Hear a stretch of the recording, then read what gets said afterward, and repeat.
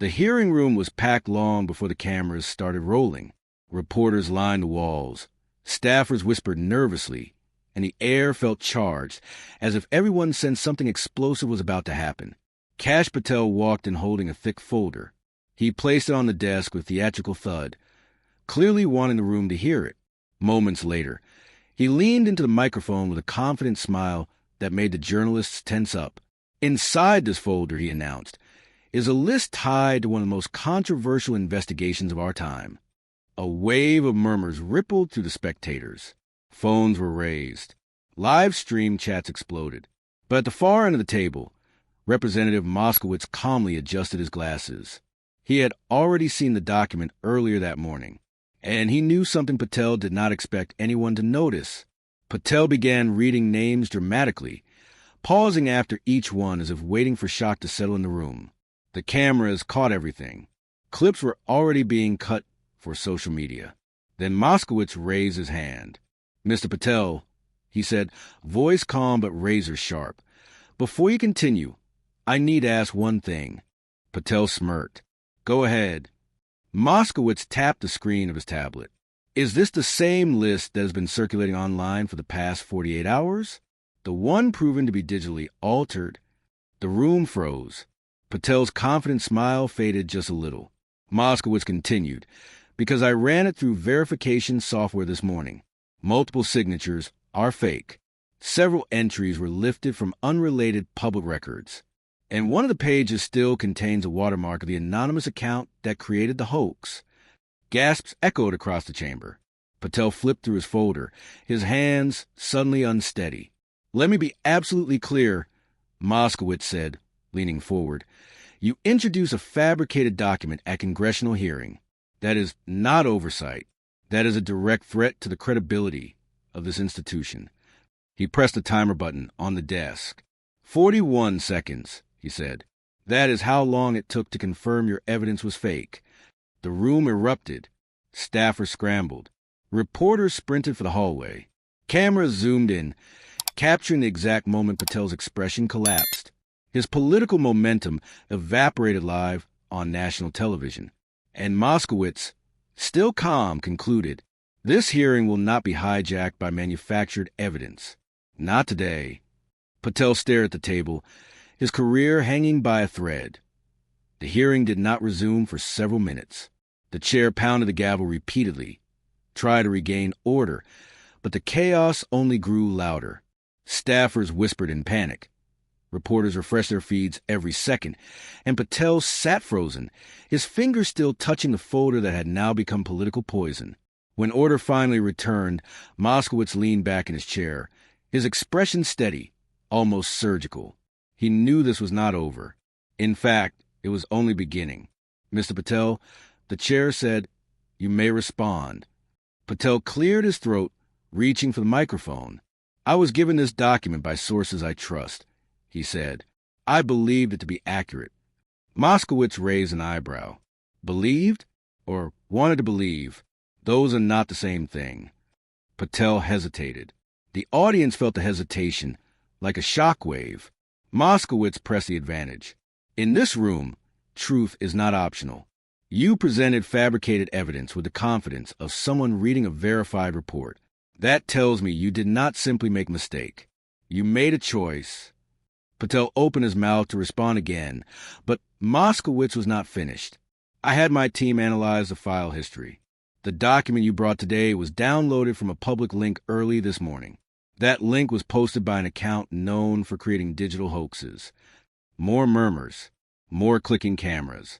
And Moskowitz added, sliding a printed sheet across the table, "This is a timestamp comparison showing the original hoax document and your version. The metadata matches. Every line." Patel stared at the paper, but did not touch it. "This is a congressional hearing," Moskowitz continued, "not a platform for recycled internet fabrications." The chair shifted uncomfortably. Even neutral staffers looked uneasy. They could all tell Patel was losing ground fast. Then Moskowitz delivered the line that would dominate the news cycle for days. "You did not expose corruption today. You exposed yourself." The room went silent. Patel's face tightened. He reached for his water bottle, but his hand trembled slightly. The cameras caught it instantly. The chair tried to intervene. "We will move on to the next witness." But Moskowitz interrupted gently. "One more point, Madam Chair." Even she did not stop him. "I already forwarded the evidence to the ethics office," he said calmly. "They will review Mr. Patel's actions and determine the appropriate consequences." A collective exhale swept through the room. Patel blinked rapidly. Every person watching, there in the room or through a live stream, felt the same chill. His career was no longer in danger. It was actively collapsing. The moment Moskowitz mentioned the ethics office, a visible ripple of shock moved through the room. Even the chair paused, realizing this was no longer just a dramatic exchange. It was the beginning of a formal consequence. Patel leaned toward the microphone, desperate to regain control. "Representative Moskowitz is mischaracterizing my intentions," he said, voice strained but trying to sound steady. "I acted in good faith." Moskowitz calmly lifted a folder of his own and placed it on the table. "Good faith," he repeated, "requires honesty, transparency, accountability, none of which you demonstrated today." Patel scoffed slightly, but the sound came out weak. Moskowitz continued. "Before this hearing started, you gave interviews claiming you had explosive information, that you had names, that you had proof. You promoted your appearance like a media event rather than a factual hearing." The journalist in the back nodded. They remembered those interviews. "And yet," Moskowitz said, sliding the second folder open, "your so-called evidence is identical to a falsified document created by an anonymous account known for pushing fabricated scandals." Patel's jaw tightened. "I had no idea." "That is not a defense." Moskowitz cut in. "That is negligence." Silence fell again. The chair shifted in her seat. This was the part she dreaded. When a hearing transformed from a debate into a political autopsy. Moskowitz tapped the table twice, emphasizing every word. "You were trusted with a national platform. You were trusted with the responsibility. Instead, you brought a document so sloppy it still had digital fingerprints from the hoax creator." Patel finally snapped back. "You are twisting this to score political points." Moskowitz slowly turned toward him. "Points," he repeated. "Mr. Patel, I do not need points. What I need, what this country needs, is the truth." The room hung on every syllable. "And today," he continued, "you tried to trade truth for a headline." Patel opened his mouth again, but Moskowitz raised a hand. "Let me finish." Patel shut his mouth. "We verified your document before you even walked into this room. We knew it was fake. We wanted to see whether you would still use it. And you did." Gasps. A few audience members froze mid-breath. Moskowitz placed the final piece on the table. A printed timeline showing Patel downloading the document minutes after the hoax account posted it. "This timeline," he said, "proves you came here today prepared to mislead the public." Patel stared at the timeline, unable to speak. Moskowitz ended with a quiet, devastating line. "Your intentions were not investigative. They were irresponsible." The chair lowered her head. Patel's career at that moment was not slipping. It was falling. IT took almost a full minute before anyone in the hearing room dared to breathe again. The revelation of the timeline, the undeniable proof that Patel downloaded the doctored document mere minutes after it appeared online, had stunned even the most seasoned staffers. Patel finally leaned toward the microphone, but for the first time all morning he looked unsure. I was acting quickly based on what I believed was credible," he stammered. Moskowitz did not raise his voice. He did not gloat. He simply delivered the next line with the calm precision of someone who knew the facts were on his side. Acting quickly is not an excuse for acting recklessly. The chair quietly asked Patel if he wished to take a moment, but he shook his head. Backing down now would only deepen perception that he had lost control. In the back row, a major news network producer whispered to her coworker, "This clip alone will run on every platform by sunset." Another reporter, typing frantically, muttered, "This is going to be the most replayed 41 seconds in months." Meanwhile, Patel attempted a new defense. "I was trying to bring attention to an issue the public cares about." Moskowitz nodded slowly.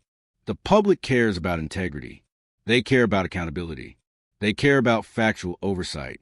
What they do not need, he said, tapping the table lightly, is another manufactured distraction. Patel rubbed his forehead, frustration boiling beneath his forced composure. Moskowitz slid another document forward, this one a transcript of Patel's earlier media appearances. Here, he said, you claimed you had verified information. You insisted you had cross-checked sources. But the document you brought today was posted by a random account with a fake profile picture and no history of credible material. He paused and added, this is not due diligence. This is performative negligence. The words hit harder than any raised voice could. The chair sighed and finally addressed the room. It is clear there are significant concerns regarding the document presented today. Given the developments, this committee will recess for further review. Gavel strike. But the sound of the gavel did not silence the chaos that erupted instantly. Journalists rushed toward the hall. Cameramen packed their equipment at lightning speed. Staffers sprinted out the exit, phones already buzzing with incoming calls. Patel stood up slowly, as if bracing against a weight far heavier than the folder he still held. Moskowitz did not move. He simply closed his own folder, calm as ever, and watched Patel with the expression of someone who had seen this scenario before, someone who understood exactly how it would unfold. Patel stepped toward the door, but before he could escape the room, 3 reporters surrounded him with urgent questions. Did you know the document was fake before presenting it? Will you resign from your role on the committee? Do you stand by your accusations or retract them? Patel kept walking, refusing to answer. But silence in politics often speaks louder than anything else. And this silence was deafening. The hallway outside the hearing room looked like the backstage of a breaking news broadcast. Dozens of cameras pointed in every direction. Reporters spoke over each other, and staffers tried, with no success, to control the crowd. The moment Patel walked out, the noise doubled. Microphones shot toward him like spears. Mr. Patel, will you respond to the metadata evidence? Do you acknowledge the document was fabricated? Are you concerned about an ethics investigation? Patel ignored every question, moving quickly down the corridor with 2 aides flanking him like bodyguards. But the cameras followed relentlessly, catching every second of his retreat. Across the hall, Representative Moskowitz exited the room as well, but unlike Patel, he was immediately met with applause from several spectators who had stayed behind to observe the aftermath. He simply nodded, keeping his composure, and walked past the reporters without stopping. He did not need to speak. His words inside the hearing room were already being clipped, replayed, and blasted across every social platform in real time. Meanwhile, inside a nearby office, staffers huddled around a laptop as a new alert appeared. Leaked internal memo. Committee staff verified document as inauthentic prior to hearing. The memo was short but devastating. It confirmed everything Moskowitz hinted at. The committee had already reviewed the document, identified it as a forgery, and prepared for possibility that Patel would still attempt to use it publicly. The leak spread at lightning speed. News networks posted side-by-side screenshots of the hoax document and Patel's version. Experts were brought in to explain the digital fingerprints. Commentators described the moment Moskowitz exposed the timeline as career-ending television. Patel's team scrambled to draft a statement, but every draft sounded worse than the last. One aide finally said, if we release something defensive, it looks like guilt. If we deny everything, we look delusional. If we apologize, it's an admission. Patel rubbed his temples. So what do you want to say? The aide swallowed. Right now, nothing. But silence was already becoming Patel's greatest enemy. Across town, Moskowitz sat in his office reading through the flood of messages. Journalists requested interviews. Colleagues sent congratulations. And his staff reported that his questioning had already become one of the most watched clips of the month. He simply replied, stay focused. No gloating. Facts only. As the sun set, major news outlets rolled out primetime segments titled, The 41-Second Collapse. Congressional document hoax exposed. Patel under ethics review after fake evidence fiasco. For Patel, the worst moment came just after 9 in the evening, when a respected nonpartisan watchdog group released a statement saying, Presenting fabricated documents in a congressional hearing is a breach of public trust and may warrant formal disciplinary action. Patel stared at the headline on his phone for a long time. His aides waited for instructions, but none came, because for the first time all day, Patel understood the reality he had been trying to outrun. This was no longer a scandal. It was a collapse at BY early the next morning. The crisis had evolved into something far more dangerous for Patel than bad press. The ethics office had officially opened a preliminary review, and the announcement hit every news banner before sunrise. Patel's phone buzzed constantly, calls from colleagues, aides, and political allies who suddenly sounded far less supportive than they had just 24 hours earlier. In a dim conference room, Patel sat across from 3 senior advisors. Coffee cups were untouched. No one looked comfortable. "We need a strategy," Patel insisted, his voice low and tense. "We need to push back." One advisor exhaled slowly. "Push back against what? The metadata? The timeline? The leak from committee? The fact that the document matches the hoax version line for line?" Patel glared. "So that is it? You are telling me to surrender?" "No," the advisor said carefully. "We are telling you that the facts are stacked against us. If we deny everything, the investigators will prove otherwise. If we attack Moskowitz, it backfires because he has documentation. And if we stay silent, the narrative keeps getting worse." Another advisor added, "Your strongest supporters are already distancing themselves. They are calling this an unforced error." That one hurt. Patel leaned back, fingers steepled beneath his chin. "How bad is the ethics review?" he asked. One advisor opened a folder and slid it across the table. "It is not yet a full investigation, but they are interviewing staff, requesting documents, and reviewing the hearing record. If they escalate, it becomes formal." Patel skimmed the paperwork. His jaw clenched. "This is a political hit job," he muttered. The advisor shook his head. "The problem is not politics. The problem is the evidence." A long silence followed. Meanwhile, in his own office across the building, Moskowitz reviewed emails from legal counsel advising him to preserve all materials from the hearing. His staff moved quietly, knowing the scrutiny would intensify. But Moskowitz remained calm. "Stay professional," he told his team. "This is not about victory.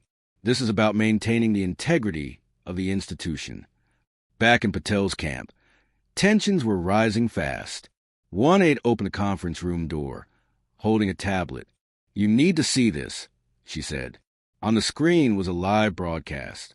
A prominent morning show displayed a chart titled, "How the Fake Document Spread," a timeline.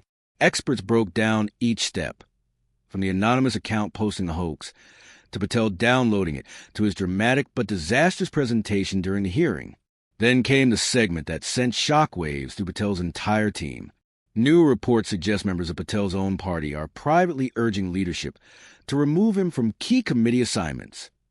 Patel stared at the screen, stunned. "They would not do that," he said quietly, but his advisor wouldn't meet his eyes. "They might," the advisor said. "They might already be planning it." Patel closed his eyes. The room felt smaller. The air felt heavier. The consequences were no longer theoretical. They were closing in by midday. The political temperature around Patel had shifted from tense to radioactive. Even colleagues who had once defended him on national television were suddenly unavailable for comment. Messages that normally received instant replies were now met with silence or polite excuses. In politics, silence is rarely innocent. Patel knew it. Inside his office, only 2 aides remained. The others had quietly slipped away, some citing errands, others brushing off questions entirely. The atmosphere felt like the final hours of a sinking ship. Patel paced angrily. "This is ridiculous. One document cannot define my entire career." The younger aide hesitated before speaking. "It is not the document itself, sir. It is the intent behind presenting it. That is what everyone is focusing on." Patel stopped pacing and glared. "Intent? I was trying to expose corruption." The aide's voice softened. "That is the problem. Everyone is saying you created a distraction instead of revealing the truth." Patel turned away, jaw tight. Before anyone could speak again, a notification popped up on the wall monitor. Breaking. Senior members of Patel's caucus expressed concern over his conduct during the hearing. Leadership considering possible disciplinary steps. The older aide froze. This is moving way too fast. Patel grabbed the remote and turned up the volume. A well-known political analyst appeared on screen. This would be the tipping point. When leadership starts floating disciplinary action, it is often a sign they want to contain the damage before it spreads. Contain the damage. Meaning, contain Patel. Meaning, isolate him. Meaning, let him fall. Patel slammed the remote on the desk.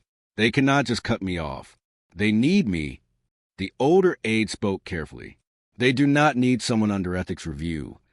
Patel's eyes narrowed. They should be defending me, not abandoning me. But deep down, he knew why they weren't. The moment Moskowitz revealed the metadata, the political cost of defending Patel skyrocketed. And in politics, loyalty never outweighs survival. Across the building, Moskowitz was meeting with his staff. The team discussed securing documents, making formal statements, and preparing for more media requests. One staffer asked if they should counter any misinformation spreading online. Moskowitz shook his head. No need. The facts are holding on their own. He spoke without arrogance, just certainty. Back in Patel's office, one more blow landed. The older aide's phone buzzed. He checked it, hesitated, then showed the screen to Patel. A leaked message from a senior lawmaker read, "We need distance. If we do not separate ourselves now, we will get pulled into the fallout." Patel stared at the words, shocked. "This is betrayal," he whispered. The older aide replied gently, "No, sir, this is panic." Patel sank into his chair. For the first time, the bravado slipped entirely from his face. He no longer looked defiant. He looked cornered. His aides waited, but Patel said nothing, because a new fear had begun to settle in his mind, one he had never felt before. Maybe this time, there would be no comeback. A.S. evening settled over Washington. Patel's office lights were still on. The building had mostly emptied, but his suite remained a hive of tense whispers and nervous pacing. A new group of advisors had arrived, crisis managers brought in at the last minute. Their expressions were stiff, professional, and unmistakably concerned. They sat around Patel's conference table, laptops open, papers spread across the surface like battlefield maps. Patel entered and shut the door behind him. "All right," he said. "What is the plan?" The lead crisis manager spoke first. "Before there is a plan, you need to understand the severity of where things stand tonight." Patel crossed his arms. "Enlighten me." The manager didn't flinch. "Leadership held a private conference call an hour ago. They are discussing removing you from your committee assignments." Patel's eyes widened. "They are actually considering it?" "No," the manager corrected gently. "They are preparing for it." The room fell silent. Another manager added, "They believe distancing themselves is the only way to protect the caucus." Patel sat down slowly. His voice cracked just a little. "After everything I have done for them." But sympathy was scarce. The advisors were here to navigate fallout, not feelings. "We need to craft a statement," one advisor said. "A controlled message before leadership acts." "What kind of statement?" Patel asked. "Acknowledgement of error," the advisor replied, carefully choosing words, without admitting intent. Something that sounds responsible but avoids legal exposure. Patel shook his head violently. "No, an apology makes me look guilty." The advisor leaned forward. "Sir, they already think you are guilty." Those words landed like a physical blow. Across the Capitol, another meeting was taking place, and this one far calmer. Moskowitz sat in a quiet office with a few senior staffers, reviewing new documents delivered just minutes earlier. A staffer placed a sealed envelope on the desk. This came from an independent analyst. They confirmed something we suspected. Moskowitz opened the envelope, skimmed the report, then read the final line twice to be sure. "Well," he said quietly, "that changes things." His deputy looked anxious. "Should we go public with it?" "No," Moskowitz said firmly. "Not yet, but we will need it if the ethics office escalates." He closed the envelope and tapped it lightly. "This strengthens our position," he said. Meanwhile, Patel's crisis team continued arguing. "You cannot survive this by attacking Moskowitz," one advisor said. "You will only look defensive."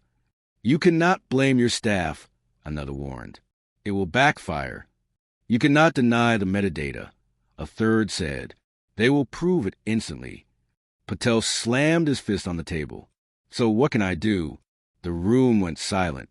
No one had an answer. Finally, the lead advisor spoke softly. "You can try to get ahead of leadership's announcement. If you release a statement first, they will have less room to portray you as reckless." Patel looked away, eyes hollow. "They want me gone." "They want to protect themselves," the advisor corrected. "You are the easiest piece to sacrifice." Patel pressed his palms against his forehead. "This is a nightmare." And then another bombshell arrived. The older aide rushed into the room, holding his phone. His face said everything. "What now?" Patel asked, exhausted. The aide turned the screen toward him. "Another leak. This time from inside leadership. We are drafting a recommendation to remove Patel from committee duties pending ethics review." Patel stared at the message. His advisors stared at him. And for the first time, even Patel realized this was no longer a political wound. It was political amputation. The next morning began with the kind of silence that only precedes something catastrophic. Patel arrived at his office before sunrise, but his staffers were already there, faces pale, phones buzzing nonstop. The headline plastered across every major network read, "Leadership moves toward removal. Patel facing committee suspension." It was no longer a rumor. It was real. Patel shut his office door and leaned against it, breathing heavily, as if he were trying to keep the outside world from barging in. But the chaos seeped through anyway. His senior aide entered with a stack of printed messages. "Sir, you need to see these." Patel sat at his desk. "Go ahead." The aide placed the first page in front of him. "Statement from party leadership. We are concerned about the handling of the document presented at the hearing. We will take appropriate steps to preserve the integrity of committee." Patel blinked. "They have turned on me." "It gets worse," the aide said quietly. The next page contained internal reaction from his own allies. "We cannot defend this. He put us in a terrible position. The hoax was obvious. This is on him. We need distance before this affects the rest of us." Every line felt like a betrayal delivered in plain text. Patel gripped the edge of the desk. "Call them." "Who?" the aide asked. "All of them." But calls went unanswered. Some rang once, then diverted to voicemail. Others were sent directly to silence. Two numbers had already blocked him.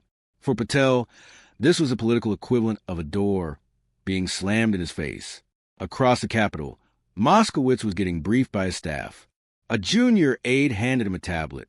The ethics office reviewed the initial documents. And Moskowitz asked calmly. They requested full digital logs from Patel's team. Moskowitz nodded. "They are escalating." His deputy added, "That sealed envelope you received yesterday is going to be important." Moskowitz picked up the envelope again, tapping it lightly. "Yes," he said, "I suspected it would come to this." Meanwhile, Patel's crisis advisors rushed into the room. "Sir," one of them said urgently, "leadership is about to release a second statement. We need to get ahead of it." Patel's voice cracked. "What are they going to say?" "They are recommending temporary removal from your committee until the ethics office completes its review." Patel stood abruptly. "Temporary? You think it stops there? Once they push me out, I am done." "That is why we need your statement now," the advisor insisted. Patel grabbed a notepad, then froze. His hand was shaking. "What do I say?" he whispered. "How do I fix something this big?" The advisor answered gently. "You cannot fix it.